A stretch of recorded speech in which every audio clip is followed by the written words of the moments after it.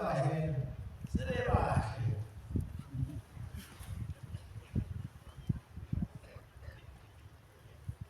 ngathi akubona lawa beyikhuluma kabi ngathi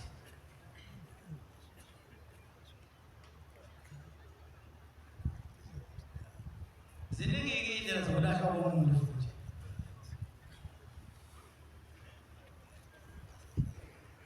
omunye uphelwe nje kuthakala uphelwe nje uthathela la kakhulu naye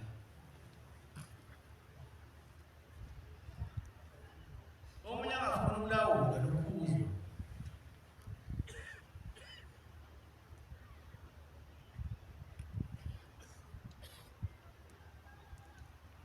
uthi uma uthi uyamtshela uyazi njengaye uthi uyazi basi alabelo bakanye ukuthi uThixo ngoba sonke isikhulu ulathini ukuhlakanipha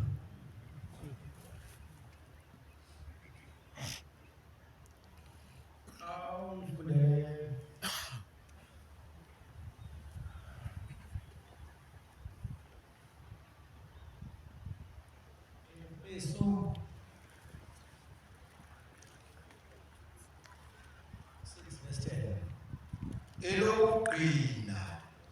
elokugcina qinani enkosini nasemandleni ayo amakhulu nasemandleni ayo hlomani izikhali zonke zikaNkulunkulu hlomani izikhathi zonke zikaNkulunkulu ukuze nibe namandla ukumelana nobuqili bukaSathane ba ngiyancenga bantwana benkosi lingayinaki inhlanya kodwa abahlanye uhlanye linani enkosini nasemandleni ayamakhulu hlomani izikhathi zonke zikaNkulunkulu ukuze nibe namandla ukumelana namaqhinga aSathane indlela yokuthi uSathane umane uqine ekuthandazeni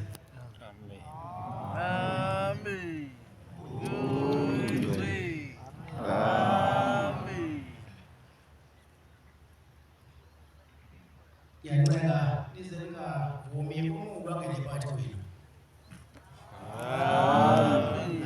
umsebenzi omnyama ngoba lo muntu lo odela ngalolu hlobo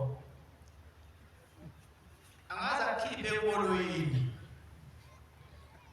kanti ohlala ikolo ke akhulume yena ngoba phela uyahela umuntu okhuluma nje uthi uyahela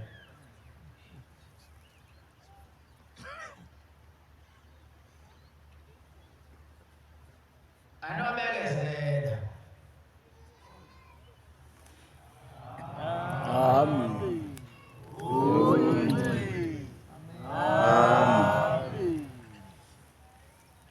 ningavumi uSathane angene agcine sebenzisa imisebenzi omnyama yinye into efanele nina fanele nilangazelele ukukhanya noma kwenziwe ekukhanyeni umphumela wakhona ukukhanya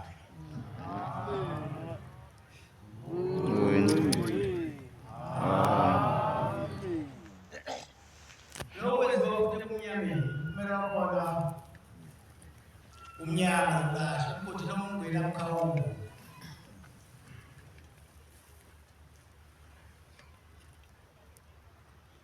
mina ke lo muntu kade ngamlahla ukuthi noma mkhawulo maye ehlalo kuwe yabona lo ngamlahla bawozaphi umsebenzi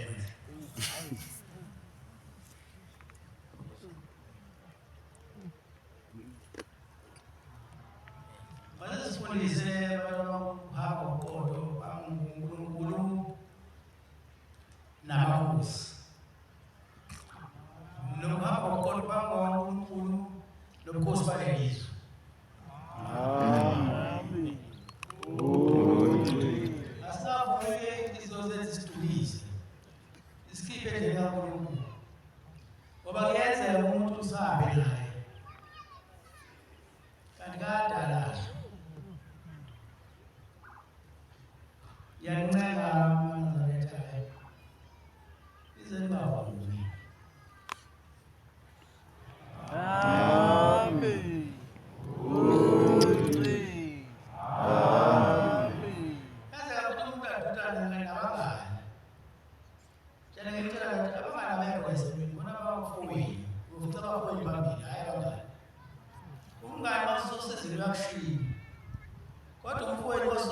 Ngiphosela intaba udonsa.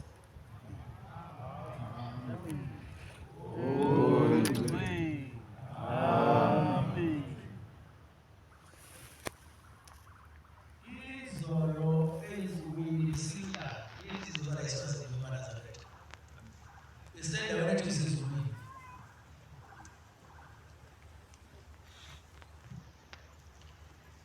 Ayakusha ukuthwala lento yowenzayo.